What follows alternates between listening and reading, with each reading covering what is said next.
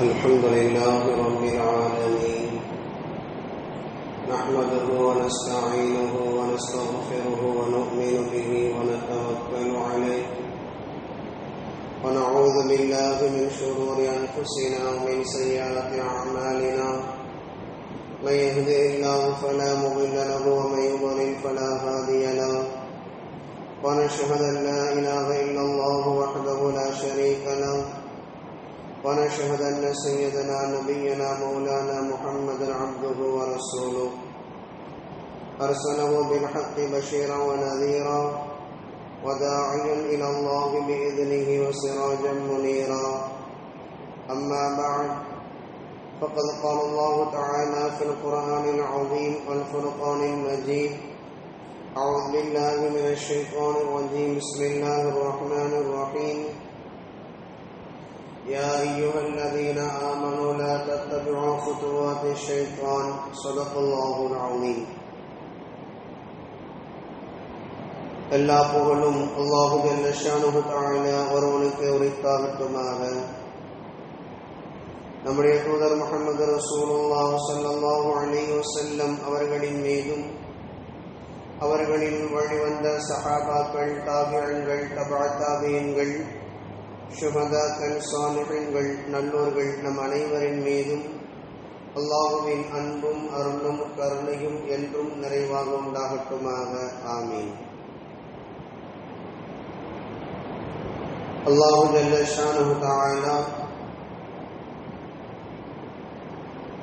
இஸ்லாம் என்கிற ஓர் உயர்வான மார்க்கத்தை பின்பற்றி வாழக்கூடிய ஒரு பெரும் பேரொருளை அல்லாஹ் நமக்கு தந்திருக்கிறார். இது அல்லாஹ் நம்மீது செய்திருக்கக்கூடிய மிக பெரும் பேரருள். காரணம், இந்த இஸ்லாம் என்கிற அந்த ஒற்றை கொள்கைதான் மரணத்திற்கு பின்னால் இருக்கக்கூடிய நம்முடைய வாழ்க்கையை தீர்மானிக்கக்கூடியது.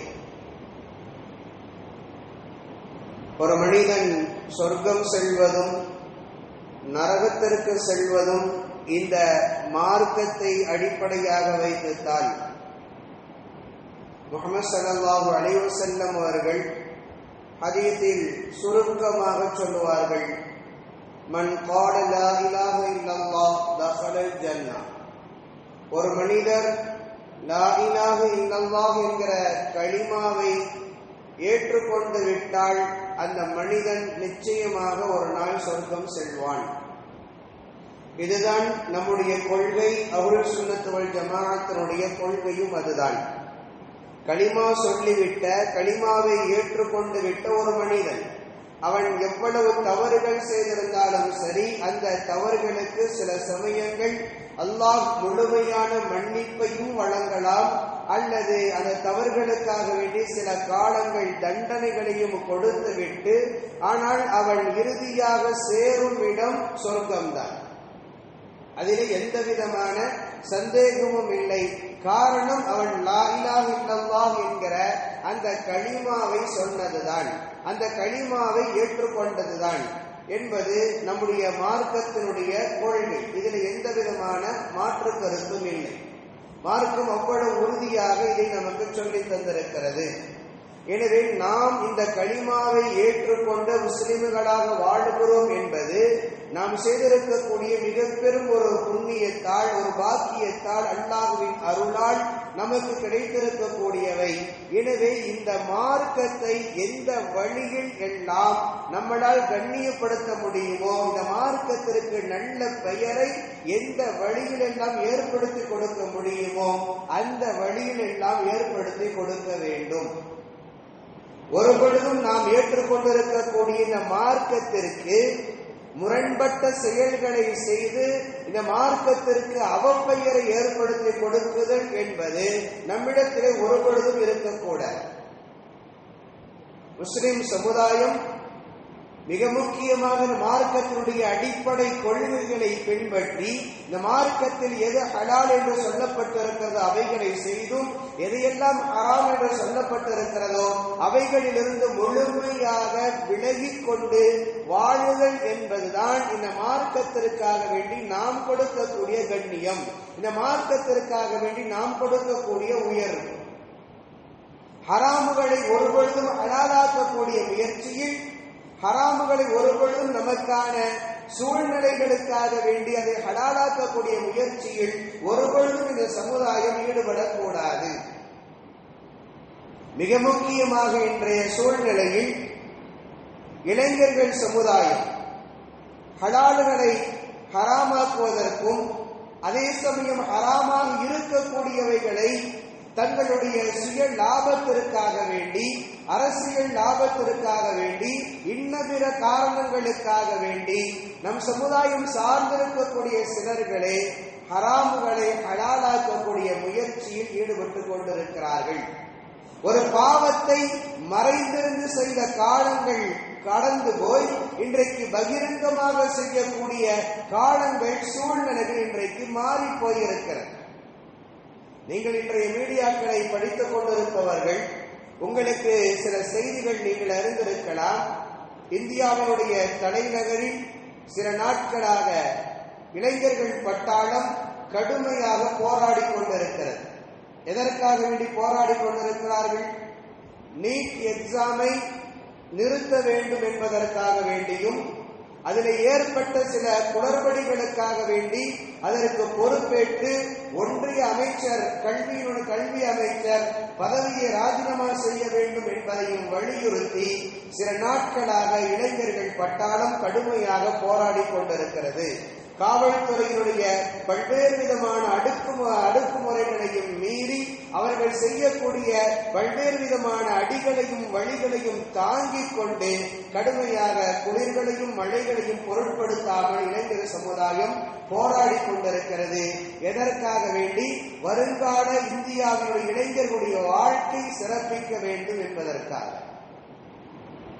ஏனென்றால் நீட்டினுடைய எக்ஸாமில் இருக்கக்கூடிய நிறைய குளறுபடிகள், அதற்காக வேண்டி இந்தியா முழுவதும் கிட்டத்தட்ட 100 மாணவர்கள் வரை தற்கொலை செய்து கொண்டிருக்கிறார்கள். ஆண்கள் பெண்கள் என்கிற வேறுபாடுகள் இல்லாமல் பலர்களுடைய மரணங்கள். சமீபத்தில் நீங்கள் அறிந்திருக்கலாம், நீட்டினுடைய எக்ஸாமினுடைய கொஸ்டின் பேப்பர் லீக் ஆனதற்காக வேண்டி அந்த எக்ஸாம் நடத்தியதை உடனடியாக மத்திய அரசு ரத்து செய்கிறது. அதற்கு பிறகு தமிழ்நாட்டில் மட்டும் 3 மரணங்கள். தமிழ்நாட்டில் மட்டும் 3 பிள்ளைகள் அந்த இழப்பை தாங்கிக் கொள்ள முடியாமல் எக்ஸாம் எழுதியாச்சு, திரும்பவும் ஒரு எக்ஸாமா, திரும்பவும் ஒரு நீட்டா. காரணம் அவ்வளவு டார்ச்சர்கள், அவ்வளவு நெருக்கடிகள். படிப்பு என்பது ஒரு மனிதனுக்கு ஆரோக்கியமானவையாக இருக்க வேண்டுமே தவிர அதுவே ஒரு மன அழுத்தத்தை தரக்கூடிய நிலையில் இருக்கக்கூடாது. இன்றைக்கு கல்வியினுடைய சூழ்நிலைகள் அப்படித்தான் மாறி போயிருக்கிறது. பெரியவர்கள் படித்த அந்த காலங்கள், ஒரு எக்ஸாம் என்றாலே, ஒரு தேர்வு என்றாலே, ஒரு பரீட்சை என்றாலே எந்த விதமான பயமும் இல்லாமல் யதார்த்தமாக கடந்து வந்த காலங்கள் போய் இன்றைக்கு பிள்ளைகளுக்கு, அதிலும் குறிப்பாக ஒரு எல்கேஜி யூகேஜி படிக்கக்கூடிய பிள்ளைகளுக்கு ஒரு எக்ஸாம் என்றாலும் கூட பெற்றோர்களுக்கு ஒரு தனியான ஒரு டென்ஷன், பெற்றோர்களுக்கு ஒரு தனியான ஒரு டென்ஷன் ஆகிறார்கள், கோபப்படுகிறார்கள், ஒரு மன அழுத்தத்திற்கு உள்ளாக்குகிறார்கள். தேர்வு என்றால், எக்ஸாம் என்றால் என்னவென்று தெரியாத ஒரு எல்கேஜி யூகேஜி படிக்கக்கூடிய பிள்ளைகளுக்கு நீ படி என்று கூடுதலான சில சுமைகளை கொடுத்து பிள்ளைகளுக்கு ஒரு மன அழுத்தத்தை அப்பொழுதே ஏற்படுத்தி விடுகிறார்கள். இன்றைய கல்வியினுடைய முறை அப்படி இருக்கிறது என்பதுதான் யதார்த்தம்.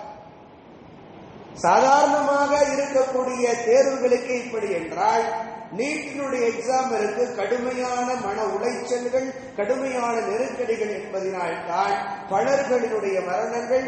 சமீபத்தில் குறிப்பாக இந்த எக்ஸாமினுடைய ரிசல்ட் 2026 எக்ஸாமுக்கு பின்னால் 3 பிள்ளைகள், தமிழ்நாட்டில் மட்டும் 3 பிள்ளைகளுடைய மரணங்கள்.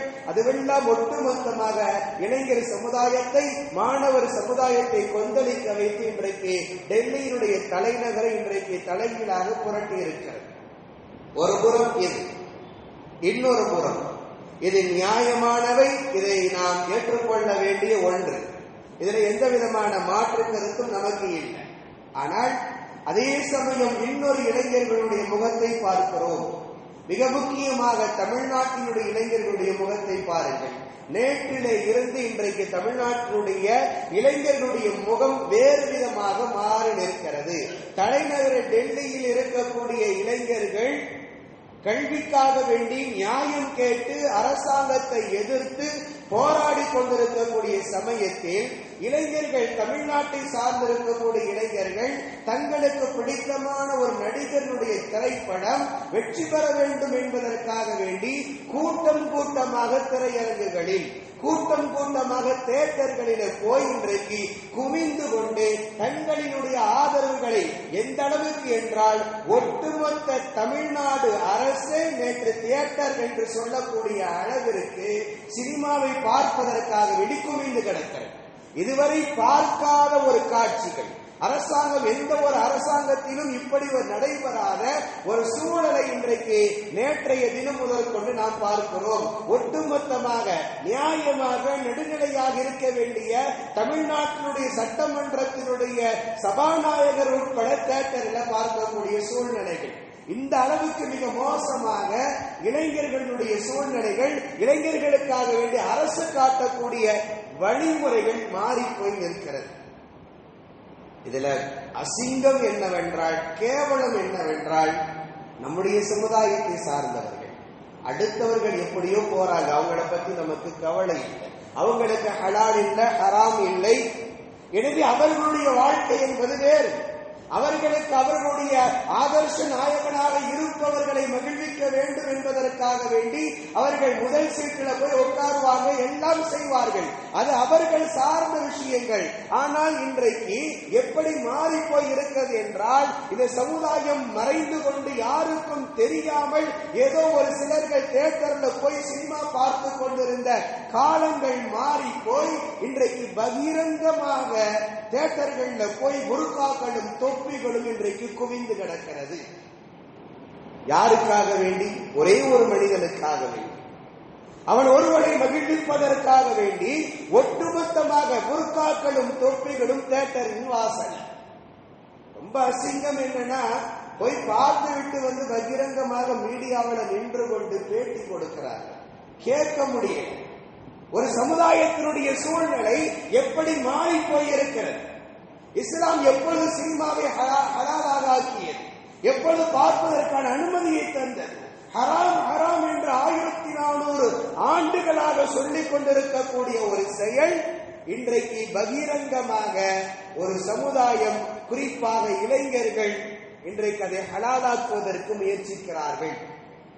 இன்றைக்கு அதை அனுமதிப்பதற்காக முயற்சிக்கிறார்கள். தொப்பியோட போய் நின்று விட்டு வந்து நின்று கொண்டு பேட்டி கொடுக்கிறாங்க. ரொம்ப அசிங்கமா இருக்குது. நான் ஊரினுடைய பெயரையும் கூட சொல்லிடுறேன். பண்ணப்பட்டு எவ்வளவு ஒரு பாக்கியமான ஒரு ஊர். முஸ்லிம்கள் முழுக்க முழுக்க முஸ்லிம்கள் வாழக்கூடிய ஒரு ஊர். தொப்பி போடாம எந்த மனிதனையுமே பார்க்க முடியாது. புர்கா இல்லாமல் எந்த பெண்களையும் பார்க்க முடியாது. அவ்வளவு பெரிய ஒரு ஊர். ஊருடைய எல்லை வந்தாலே தலையில் தொப்பியை அணிந்து கொண்டு செல்லக்கூடிய அளவிற்கு சிறு பிள்ளைகளுடைய செயல்கள்ல கூட அந்த பழக்கங்கள் ஊடுருவி போயிருக்கக்கூடிய பள்ளவட்டி நகரில் வாழக்கூடிய இஸ்லாமியர்கள் நேற்றைக்கு போய் ஒரு திரைப்படத்தை பார்த்து விட்டு வந்து தியேட்டரினுடைய வாசல்ல நின்று கொண்டு தொப்பி அணிந்தவர்களாகவே நாங்கள் எல்லாம் பள்ளவட்டி வாழ் மக்கள் என்று சொல்லிட்டு நாங்கள் இந்த படத்தை பார்க்கறதுக்காக வேண்டி வந்தோம் என்று சொல்லி அதை நியாயப்படுத்தி கொண்டு பேட்டி கொடுக்கிறாங்க. மீடியாக்கள்ல வெளிவரும். யோசித்து பாருங்கள். இதை கடந்து சில புர்காக்கள், அது வளமையாகவே அவ்வப்பொழுது சில இஸ்லாமிய பெண்கள் அணிந்து கொண்டு வந்து கொண்டு தேவையில்லாத சில வார்த்தைகள், தேவையில்லாத சில விமர்சனங்கள், ஒரு பாவத்தை கூட இன்றைக்கு பகிரங்கமாக செய்யக்கூடிய அளவிற்கு இன்றைக்கு இஸ்லாமிய சமுதாயம், மிக முக்கியமாக இளைஞர்கள் துணிந்திருக்கிறார்கள். அல்லாஹ் பாதுகாக்க வேண்டும். ஒரு பொழுதும் 1400 ஆண்டுகளுக்கு முன்னால் எது ஹராமோ அது இன்றைக்கும் ஹராம் தான். ஒரு பொழுதும் ஹலாலாக, அன்றைக்கும் ஹராம் என்றால் இன்றைக்கும் ஹராம் தான். அன்றைக்கு ஹலால் என்றால் இன்றைக்கும் ஹலால் தான். இதில் யாரை கவனித்தும் மார்க்கம் எந்த விதமான சமரசத்தையும் ஒருபொழுதும் செய்து கொள்ளாது. மார்க்கத்தினுடைய பழக்கம் அது கிடையாது. யாருக்காக வேண்டி தன்னுடைய கொள்கையை, தன்னுடைய செயல்களை மாற்றிக்கொள்ளக்கூடிய தன்மை மார்க்கத்திற்கு ஒருபொழுதும் இல்லை. ஆனால் இன்றைக்கு இளைஞர்கள் அப்படி இருக்கிறார்கள். அரசியலுக்காக வேண்டி மார்க்கம் அப்படிப்பட்ட அரசியலில் பயணிக்க வேண்டும் என்று மார்க்கம் வழிகாட்டவே இல்லையே. அரசியல் தேவைதான், அதில் எந்த விதமான மாற்று கருத்தும் இல்லை. ஆனால் ஒரு ஹராமை ஹலாலாக்கித்தான் என்னால் அரசியலில் பயணிக்க முடியும் என்றால் அந்த அரசியலை தூக்கி எறி, அது உனக்கு தேவையில்லை. மார்க்கம் தான் உனக்கு தேவை, மார்க்கத்துடைய சட்டதிட்டங்கள் தான் உனக்கு தேவை. இதை மீறிய ஒரு அரசியல் உன்னுடைய வாழ்க்கையில் ஒருபொழுது வரக்கூடாது. அப்படி இருக்கும் என்றால் அது உன்னுடைய வாழ்க்கையை திசை திருப்பிவிடும். உன்னுடைய வாழ்க்கையை திசை திருப்பிவிடும். சுவனத்தின் பாதையில் இருந்து நீ திசை மாறி செல்லுகிறாய் என்பதை புரிந்து கொள்கிறேன். புரிந்து கொள்ளணும். இந்த சமுதாயத்தினுடைய இளைஞர்களுடைய வரலாறுகளை படித்து பாருங்கள். இந்த மார்க்கத்திற்காக வேண்டி அவர்கள் உழைத்தவை, அவர்கள் பாடுபட்டவை, அவர்கள் ரத்தம் சிந்தியவை சாதாரணமானவை அல்ல. அவ்வளவு ரத்தங்கள் சிந்தி இருக்கிறார்கள். இந்த மார்க்கத்திற்காக வேண்டி அவ்வளவு கடுமையாக உழைத்திருக்கிறார்கள். அவ்வளவு உன்னதமாக இந்த மார்க்கத்தை நினைத்திருக்கிறார்கள். ஸ்பெயின் மிக முக்கியமான ஒரு நாடு. இஸ்லாமிய வரலாற்றை எழுதப்பட வேண்டும் என்றால் ஸ்பெயினை தவிர்த்து விட்டு ஒரு வரலாறு எழுத முடியாது. அவ்வளவு அற்புதமான ஒரு நாடு. 800 ஆண்டுகள் இந்தியாவை போன்று 800 ஆண்டுகள் இஸ்லாமியர்கள் தன்னுடைய அரசாட்சியை நடத்தி கொண்டிருந்த நாடு. சமீபத்தினுடைய திசைகள் எல்லாம் மாறி போய் இன்றைக்கு கொஞ்சம் சூழ்நிலைகள் மாறி இருக்கிறது. தாரிக் பின் ஜியாத் ரஹ்மத்துல்லாஹி அலைஹி ஒரு இளைஞன் சுமார் 12,000 படை வீரர்களை அழைத்துக் கொண்டு ஸ்பெயினுக்குள்ள உள்ளே நுழைகிறார். கிபி 711 உள்ளே நுழைகிறார். உள்ளே நுழைந்து மிக மகத்தான வெற்றியை கண்டு இஸ்லாமிய சாம்ராஜ்யத்தை ஸ்பெயின்ல நிலைநிறுத்துகிறார். ஒரு நாள் அல்ல, 2 நாள் அல்ல. கிபி 711 துவங்கி கிபி 1492 வரை சுமார் 800 ஆண்டுகள் ஸ்பெயின் இஸ்லாமிய சாம்ராஜ்யத்துக்குள் உட்பட்டு வாழ்ந்து, அதற்கு பிறகு கிறிஸ்தவர்களுடைய சிலுவை யுத்தத்தினால் அது மீண்டும் தோற்கடிக்கப்பட்டு ஸ்பெயின் கிறிஸ்தவர்களுடைய கைவசத்திற்கு போய்விட்டது. இப்பொழுது கொஞ்சம் சூழ்நிலைகள் மாறி வருகிறது. வரலாறு நமக்கு எதை சொல்லுகிறது என்றால், ஒரு இளைஞனுடைய ஒரு முயற்சி, தாரிக் பின் ஜியாத் என்கிற ஒரு இளைஞனின் முயற்சி 12,000 மக்களை, 12,000 வீரர்களை அழைத்துக் கொண்டு மிக அற்புதமான வழிகாட்டுதலோடு சென்ற ஒரு இளைஞன் ஒரு நாட்டையே வெற்றி கொண்டு இஸ்லாமிய சாம்ராஜ்யத்தை கொண்டு வந்து நிறுவினார். 800 ஆண்டுகள் யாராலும் அசைக்க முடியாத ஒரு ஆட்சியாக இருந்தது. அவ்வளவு அற்புதமான ஆட்சியை தந்தவர்கள் நம்முடைய இஸ்லாமிய இளைஞர்கள். இந்த மார்க்கத்திற்காக வேண்டி, இந்த மார்க்கத்தை பரப்புவதற்கும், இந்த மார்க்கத்தினுடைய கொள்கை கோட்பாடுகளை இந்த உலகத்தில் நிலைநிறுத்துவதற்காக வேண்டியும் அவ்வளவு அற்புதமாக வாழ்ந்தவர்கள், தந்தவர்கள். சலாஹுத்தீன் அய்யூபி ரஹ்மத்துல்லாஹி அலைஹி சாதாரணமான ஒரு மனிதரா, யாராலும் வெற்றி பெறவே முடியாது என்று இருந்த பைத்துல் முகத்தஸை ஹஸரத் உமர் ஃபாரூக் ரலியல்லாஹு அன்ஹு அவர்கள் வெற்றி கொண்டதற்கு பின்னால், சில ஆண்டுகளுக்கு பின்னால் கிறிஸ்தவர்கள் அதை தங்களின் உடைமைகளாக எடுத்துக் கொண்டார்கள். நீண்ட காலங்கள் வெற்றி கொள்ளவே முடியாமல் இருந்தது. அப்படிப்பட்ட பைத்துல் முகத்தஸை, பலஸ்தீனத்தை மிக அற்புதமாக தன்னுடைய திறமையால் வெற்றி கொண்டவர்கள் மாவீரன் சலாஹுத்தீன் அய்யூபி. இந்த மக்களுக்காக வேண்டி, இந்த நாட்டிற்காக வேண்டி, இந்த மார்க்கத்தை நிலைநிறுத்துவதற்காக வேண்டி அற்புதமான சேவைகளை தந்தவர்கள். அப்படிப்பட்ட அற்புதமான மனிதர்கள் வாழ்ந்த பூமி நம்முடைய முன்னோர்கள். அப்படி ஒரு அற்புதமான ஒரு வாழ்க்கையை நமக்கு வழிகாட்டுதலாக தந்திருக்கிறார்கள். முஹம்மது பின் காசிம் ரஹ்மத்துல்லாஹி அலைஹி ஈராக்ல இருந்த ஹஜ்ஜாஜ் இப்னு யூசுப் அனுப்பி வைக்கிறார் இந்தியாவின் மீது. அப்பொழுது ஒன்றுபட்ட இந்தியா, பாகிஸ்தான் எல்லாம் சேர்ந்து இருக்கக்கூடிய ஒரு இந்தியாவின் மீது போர் தொடுப்பதற்காக வேண்டி அனுப்பி வைக்கிறார் முகமது பின் காசிம். 17 வயது. ஒரு நாட்டை வெற்றி கொள்வதற்காக வேண்டி ஒரு 17 வயது இளைஞன் முகமது பின் காசிம் ஒரு படையை அழைத்துக் கொண்டு வந்து வெற்றி கண்டார். இன்றைக்கு இருக்கக்கூடிய பாகிஸ்தானுடைய பகுதிகளை எல்லாம் வெற்றி கொண்டு அங்கு இஸ்லாமிய ஆட்சியை நிறுவினார். வயது என்ன? 17 வயது. எவ்வளவு ஒரு திறமைகள்! இஸ்லாமிய மார்க்கத்தில் இருந்த இளைஞர்கள் இந்த மார்க்கத்தை அவ்வளவு உன்னதமாக நேசித்தார்கள், அவ்வளவு உன்னதமாக நினைத்தார்கள். அதனால் இந்த மார்க்கத்திற்காக வேண்டி அவர்களால் என்னவெல்லாம் செய்ய முடியுமோ அத்தனையும் செஞ்சார்கள். இந்த மார்க்கத்தை வழிநடத்துவதற்கு, இந்த மார்க்கத்தினுடைய கொள்கையை உலகம் முழுவதும் பரப்புவதற்கு, ஒருபொழுதும் இந்த மார்க்கத்தினுடைய கொள்கையும் கோட்பாடுகளும் இந்த உலகத்திலிருந்து அழிந்துவிடக் கூடாது என்பதற்காக வேண்டி மிக அழுத்தமாக பாடுபட்டவர்கள், தங்களுடைய உயிர்களையும் கொடுப்பதற்கு துணிந்தவர்கள், நமக்கு முன்னால் வாழ்ந்த இளைஞர்களாக இருந்த இந்த சமுதாயத்தினுடைய இளைஞர்கள். ஆனால் இன்றைக்கு நம்முடைய சமுதாயத்தினுடைய நிலை, அல்லாஹ் பாதுகாக்க வேண்டும், முற்றிலுமாக இன்றைக்கு மாறி போய் இருக்கிறது. தியேட்டர்களுடைய வாசல்களிலும் சினிமாக்களுக்காக வேண்டி இன்றைக்கு கூட்டம் கூட்டமாக குடும்பத்தோடு ஒரு ரகசியமாக இருந்த ஒரு செயல் இன்றைக்கு பகிரங்கப்படுத்தப்பட்டிருக்கிறது. அதுதான் நமக்கான வருத்தம். நீங்கள் அரசியல் ரீதியாக யாரோடு பயணிக்கிறீர்கள் என்பது அவரவர்களுடைய முடிவுகள். ஆனால் ஒரு ஹராமை ஹலாலாக்குவதற்காக வேண்டி இந்த மார்க்கத்துடைய கொள்கை கோட்பாடுகளை ஏன் அசிங்கப்படுத்துகிறீர்கள்? இந்த மார்க்கத்துடைய கொள்கை கோட்பாடுகள் உங்களுக்கு பிடிக்கலையா, தூக்கி எரிஞ்சிட்டு போங்க. உங்களால் மார்க்கத்திற்கு எந்த விதமான நலவும் இல்லை. அசிங்கம் தான், கேவலம் தான். அப்படி புர்காவையும் போட்டுட்டு தொப்பியும் போட்டுட்டு வந்து நின்று கொண்டு நீங்கள் ஏன் அந்த மாதிரியான பேட்டிகளை கொடுக்கிறீங்க? மீடியாக்கள் எல்லாம் ஒரு புர்காவை பார்த்துட்டா, தொப்பியை பார்த்துட்டா போய் அவரே கொண்டு கேமராவை காட்டுவான் போல தெரியும். எடுத்து அந்த மாதிரியான செய்திகளை எல்லாம் பரப்பி விடுகிறார்கள். அல்லாஹ் பாதுகாக்க வேண்டும். இந்த மார்க்கத்தினுடைய செயல்களையோ கோட்பாடுகளை ஒருபொழுதும் நீங்கள் உதாசீனப்படுத்தாதீர்கள். இந்த மார்க்கம் உன்னதமான மார்க்கம், உயர்வான மார்க்கம், பலர்களுடைய ரத்தத்தினால் வளர்ந்த மார்க்கம், சாதாரணமான மார்க்கம் இல்லை. நம் வரை இஸ்லாம் வந்திருக்கிறது என்றால் சாதாரணமாக வரல. பலர்களுடைய ரத்தங்கள் சிந்தப்பட்டிருக்கிறது.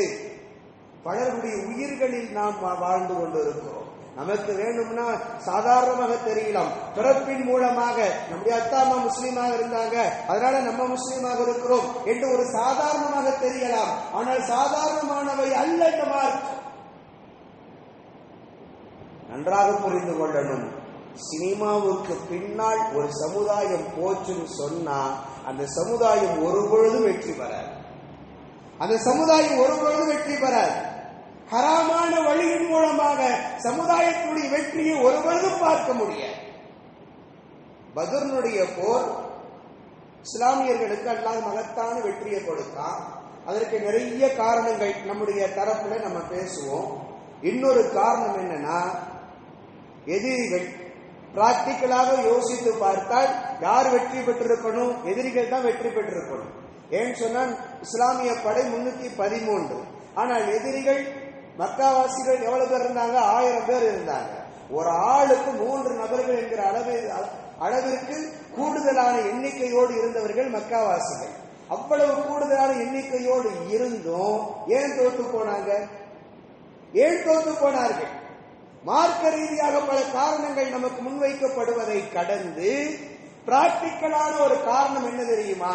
மக்காவாசிகள் எல்லாம் முதல் நாள், நாளை பத்ருடைய போர் நடக்குதுன்னா அதற்கு முந்தைய நாள், முதல் நாள் இரவுல என்ன செஞ்சாங்கன்னா எல்லோரும் மது அருந்தினார்கள். எல்லாரும் மது குடிச்சிட்டு அன்றைக்கு அங்கு இருக்கக்கூடிய ஆடி பாடக்கூடிய பெண்களை அழைத்து கொண்டு வந்து ஆட விட்டாங்க. வரலாறு பதிவு செய்திருக்கு. அன்றைய காலத்தில், இன்றைக்கு இருக்கக்கூடிய நடிகைகள் அன்றைய காலத்தில் யார் இருந்தாங்களோ அது மாதிரியான பெண்களை அழைத்து கொண்டு வந்து இவர்கள் மதுக்கோப்பையோடு இருக்க சில பெண்களை ஆட விட்டு இவர்கள் இரவு முழுவதும் அந்த சிந்தனையோடு இருந்தார்கள். மறுநாள் போர், முதல் நாள் எதிரிகளுடைய நிலை இதுதான். மதுவுக்கு பின்னாலும் பெண்களுக்கு பின்னாலும் அலைந்து கொண்டிருந்தது அன்றைய மக்காவாசிகளுடைய சூழ்நிலை. எனவே மறுநாள் பத்ருடைய போருடைய நிலை என்பது முற்றிலுமாக மாறியது. யதார்த்தமான காரணம் இது எதை நமக்கு உணர்த்துகிறது தெரியுமா?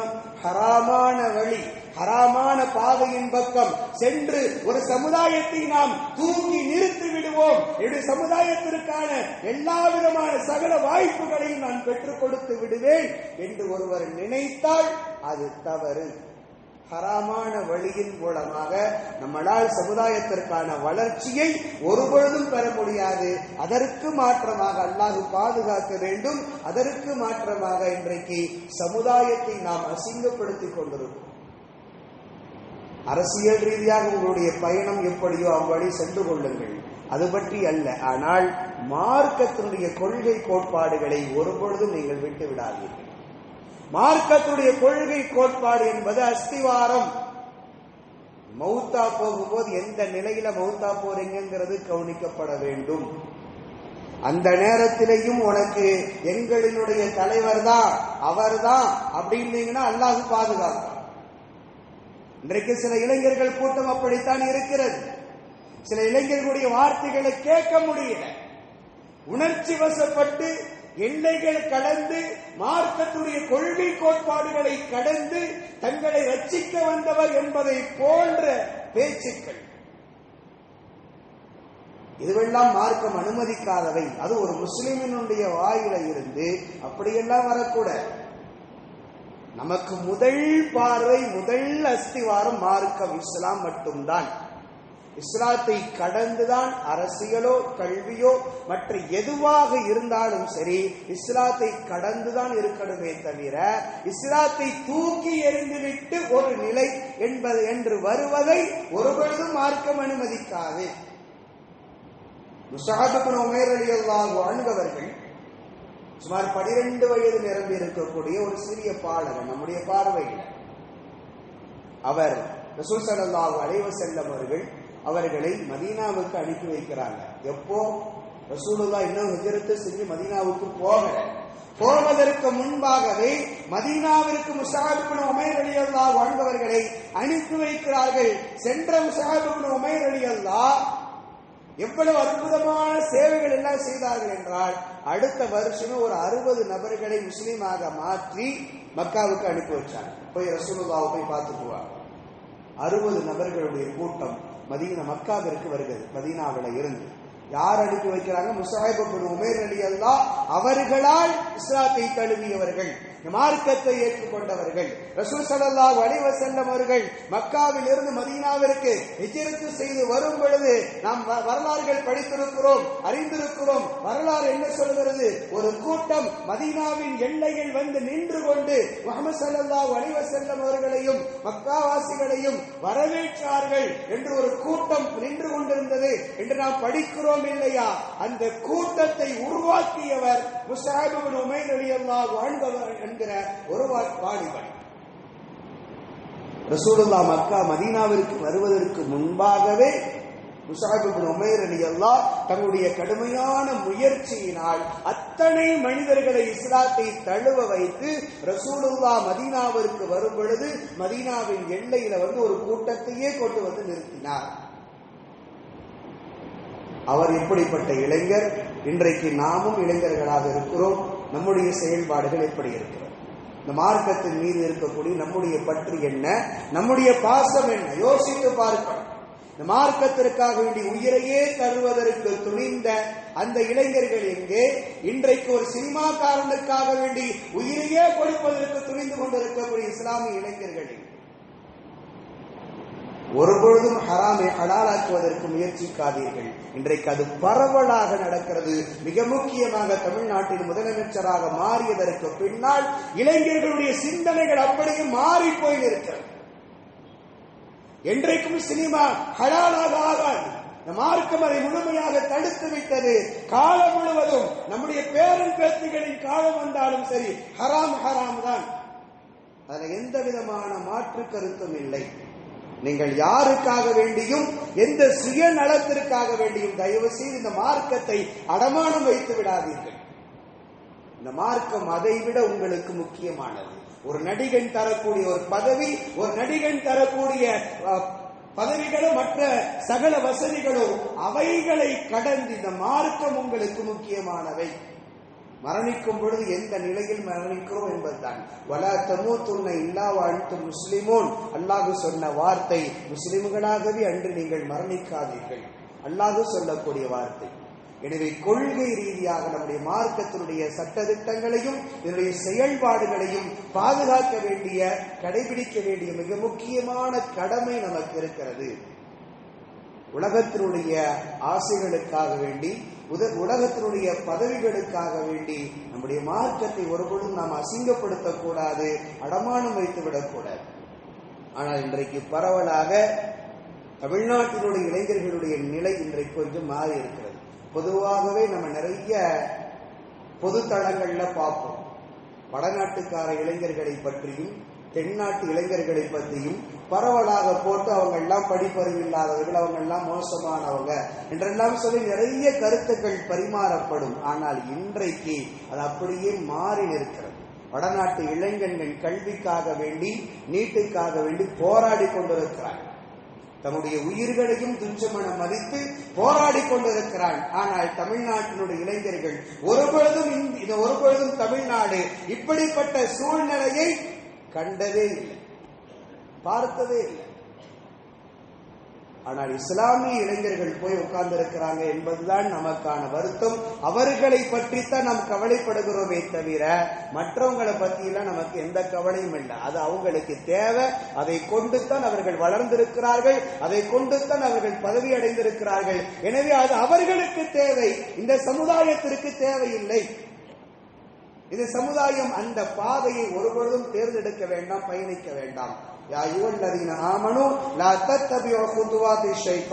அல்லாஹ் சொன்ன வார்த்தை, ஈமான் கொண்டவர்களை நீங்கள் ஒருபொழுதும் ஷைத்தானுடைய பாதையை, அடிச்சுவடுகளை நீங்கள் பின்பற்றாதீர்கள்.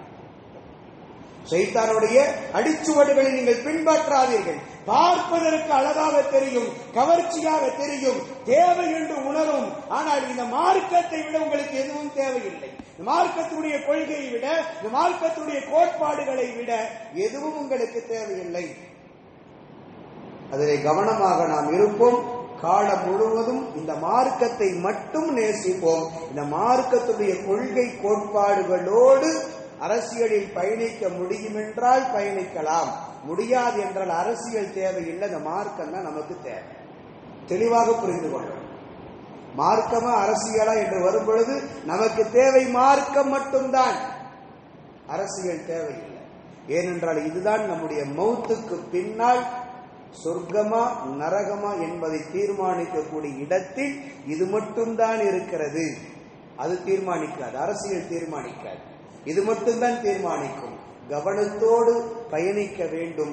எனவே ஹராம்களை ஒருபொழுதும் ஹலாலாக்குவதற்கு முயற்சிக்க வேண்டாம். சமுதாயம் அது பொது பாவத்தை இன்றைக்கு பொதுவாக காண்பித்து இதுவெல்லாம் ஹலால் என்கிற நிலைக்கு கொண்டு வந்து நிறுத்திவிட வேண்டாம். அல்லாஹ் பாதுகாக்க வேண்டும். மிக முக்கியமாக நம்முடைய சமுதாயத்தில் இருக்கக்கூடிய இளைஞர்களையும் இளைஞர்களையும் அல்லாஹ் தஆலா பாதுகாப்பானாக. இந்த மார்க்கத்தை உயர்வாக நேசிக்கக்கூடிய தன்மையை அடுத்த தலைமுறைகளுக்கு அல்லாஹ் தந்தல் புரிவானாக. ஆமீன். வாஹிரு தஅவானா அல்ஹம்துலில்லாஹி ரப்பில் ஆலமீன். அஸ்ஸலாமு அலைக்கும் வரஹ்மத்துல்லாஹி வபரகாத்துஹு.